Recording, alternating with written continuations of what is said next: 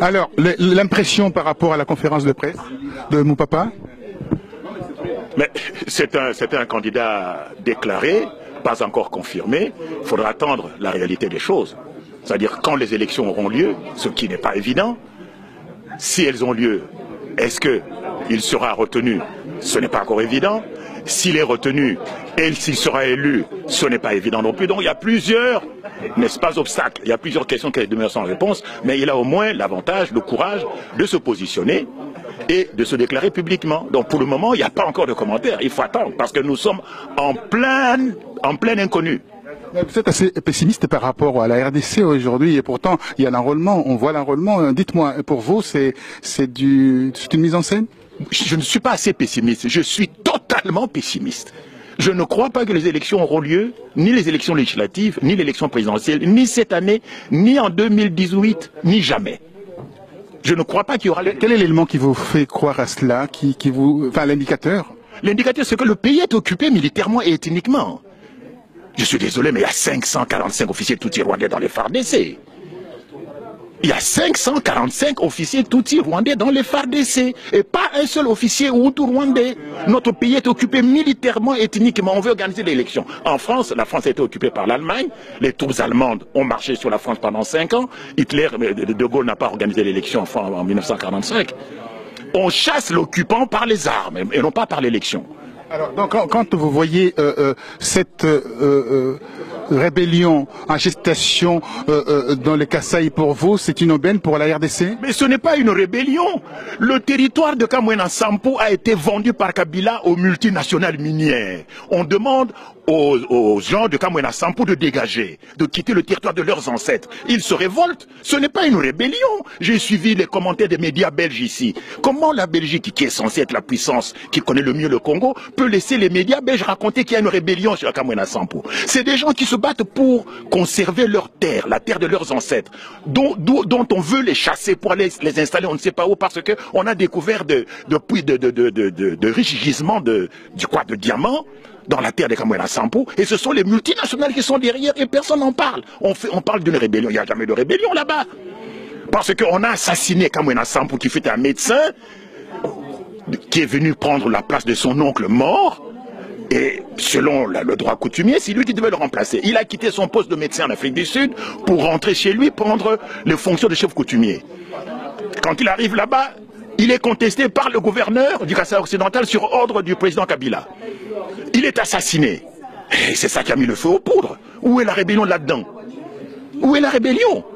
Et ce qui se passe au Kasaï occidental, c'est déjà passé au Kivu. Il n'y a plus de chefs coutumiers congolais bantous dans le Kivu. Ils ont tous été massacrés et remplacés par des chefs coutumiers de pacotille.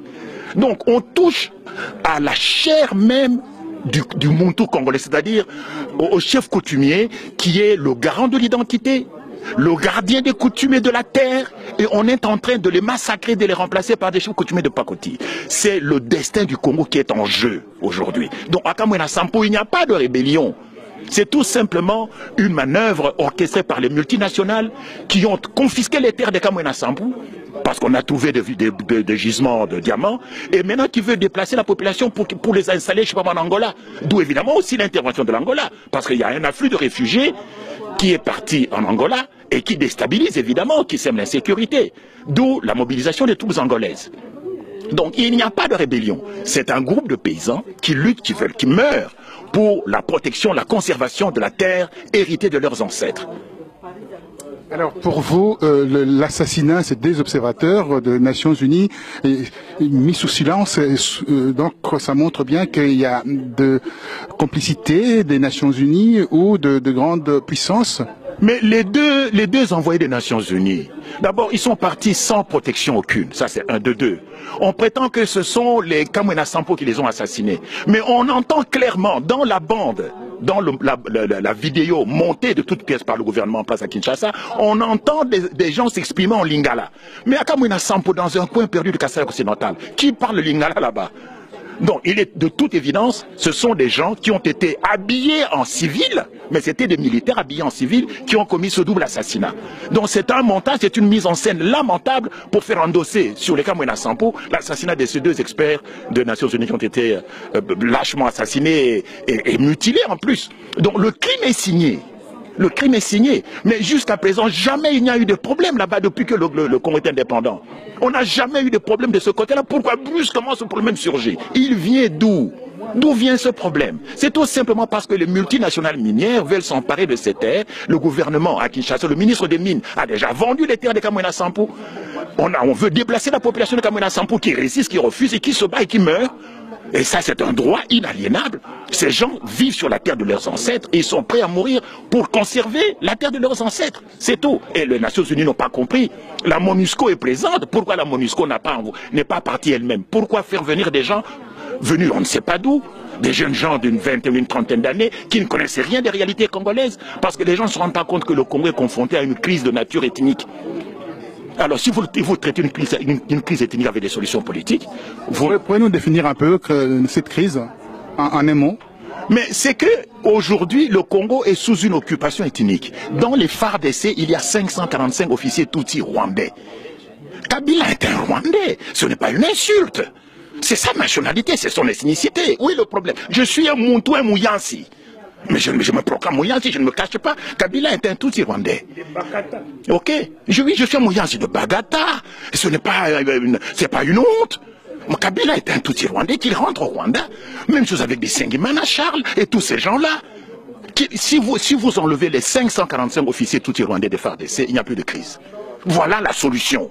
Par l'élection, par les concertations, le dialogue. On en a eu combien de dialogues? J'en ai compté 54 qui n'ont abouti à rien. Donc, la MONUSCO et l'ONU et la communauté internationale admettraient pendant une seconde que la crise congolaise est de type ethnique, qu'il n'y a pas de Tutsi rwandais. Pour ceux qui connaissent un peu l'histoire, c'est une insulte. Il n'y a pas de Tutsi congolais, bon Dieu. Le Rwanda a été créé au XVIIe siècle avant la création de l'État indépendant du Congo. Et le Rwanda fut une colonie allemande.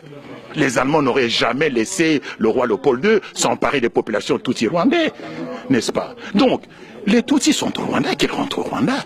Qu'il y ait des Tutsis de nationalité congolaise, oui. Mais des Tutsis congolais, il n'y en a pas parce que les Tutsis n'ont pas de terre au Congo. Il n'y a pas de terre appartenant aux Tutsis sur le territoire congolais.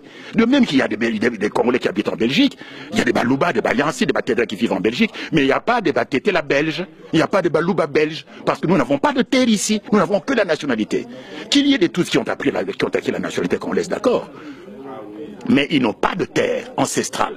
Nous avons la liste, qui se trouve ici d'ailleurs au musée de Tervuren, de toutes les ethnies bantoues qui ont cédé leur terre au roi Léopold II pour constituer l'État indépendant du Congo. Parce que l'État indépendant du Congo, l'EIC, contrairement aux autres pays africains, a été créé par fusion de terres, par addition de terres, appartenant à une quinzaine de royaumes et d'empires et à quelques centaines de communautés traditionnelles africaines bantoues. Alors que les autres États africains, les autres colonies africaines ont été créés par division. Nous, c'est par fusion, par addition des terres. Et quand vous regardez les gens dont on a additionné les terres, il n'y a pas de terre de Bami Tutsi rwandais. Il n'y en a pas. Et donc, ceux qui prétendent, les gens qui écrivent ici dans les médias, il y a une consoeur journaliste du soir qui parle de Banyamulenge et des Tutsis congolais. Mais c'est du n'importe quoi. Madame Cross.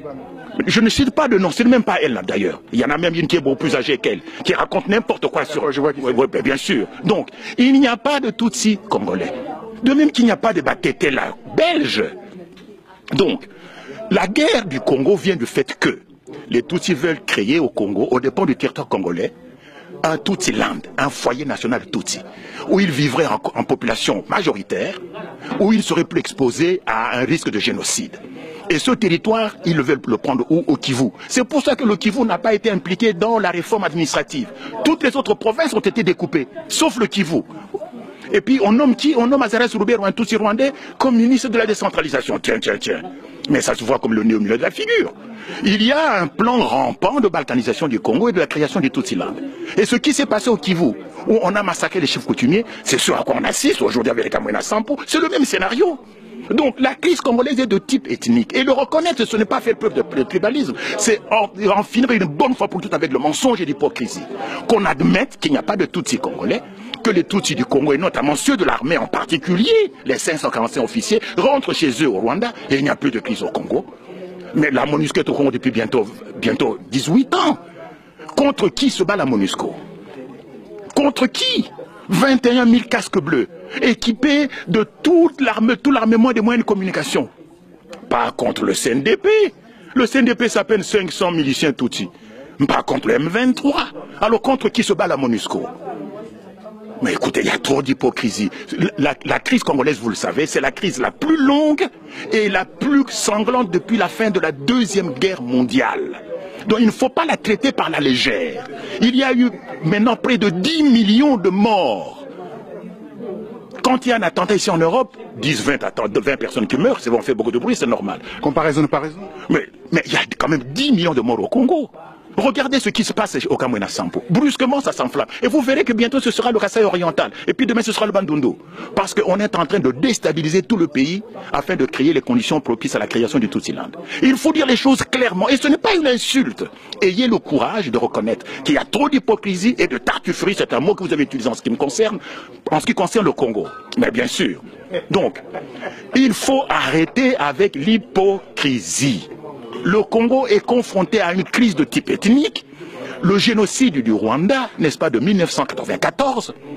D'abord, les gens ne savent pas compter, et il y a eu 4 génocides au Rwanda. 4, pas 1. Et donc, c'est le génocide du Rwanda qui a servi de prétexte pour l'invasion du Congo par l'AFDL. Et l'AFDL ne fut pas une rébellion congolaise, ce fut une milice armée, toutes ces rwandaises. Maintenant, on le voit. N'est-ce pas? Et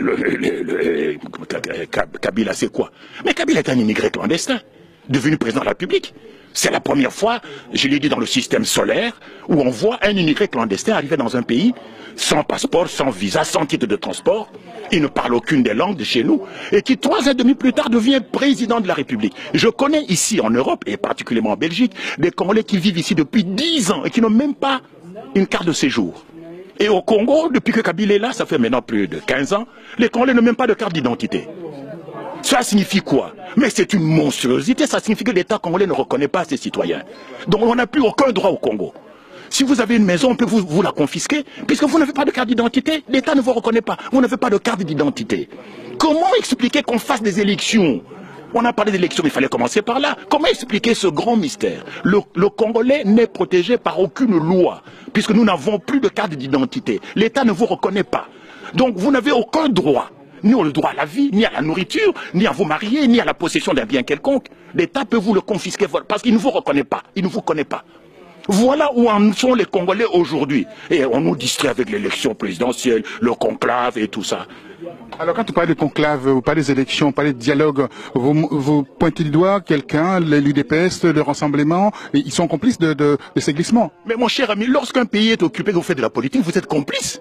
Lorsqu'un pays est occupé, comme la France le fut, au mois de juin 1940, eh bien tous les partis politiques français se sont dissous. Okay? Et ils ont pris le maquis. C'est ce que l'UDPS aurait dû faire. C'est ce que le palou du vieux Antoine Guizin aurait dû faire. Et les UDEMO et tous les politiciens congolais auraient dû prendre le maquis pour combattre l'occupant. Donc en cas d'occupation, si vous faites de la politique, vous êtes complice de l'occupant. Point barre. C'est une loi universelle et le Congo ne va pas faire exception. Donc, et on a bien prouvé qu'aujourd'hui, il n'y a pas de solution puisque nous sommes au point de départ. Le mandat de Kabila est terminé depuis le 19 décembre 2016. Aujourd'hui, Kabila est un produit périmé. C'est un président de la République périmé, il n'est plus consommable politiquement. Mais il est là. Qui va le faire partir? Personne. Parce qu'il règne par la force, par la terreur. Il est soutenu par nos concitoyens, le peuple congolais, les politiciens congolais. À l'occurrence, vous avez parlé de gens de rassemblement qui ont fait cet accord de Saint-Sylvestre. Mais d'abord, de quel droit? Est-ce que c'était constitutionnel? Est-ce que la Constitution congolaise prévoit ce fameux rassemblement? C'est une coterie de politiciens qui se mettent d'accord pour lui donner un sursis, pour prolonger son mandat. Mais il n'y a pas de texte de loi qui institue ce glissement, puisque c'était ça le problème.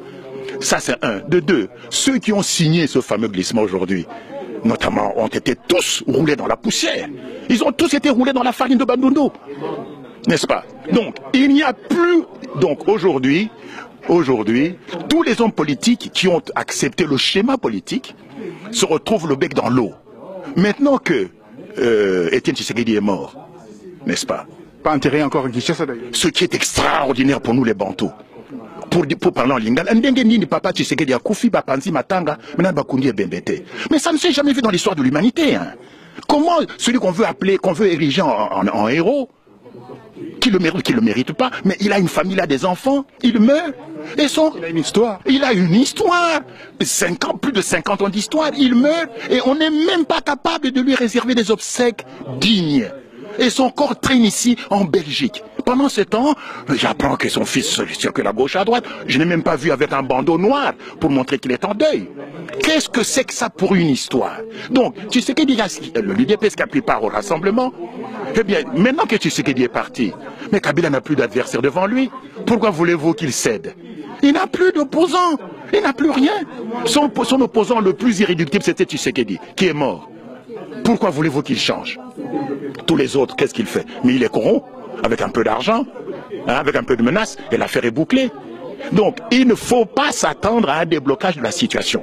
Le conférencier du jour, le docteur Papadona, dit que voilà, on va aller aux élections, qu'il y aura des négociations. Mais il va négocier avec qui? Et quand vous négociez, vous devez négocier en position de force.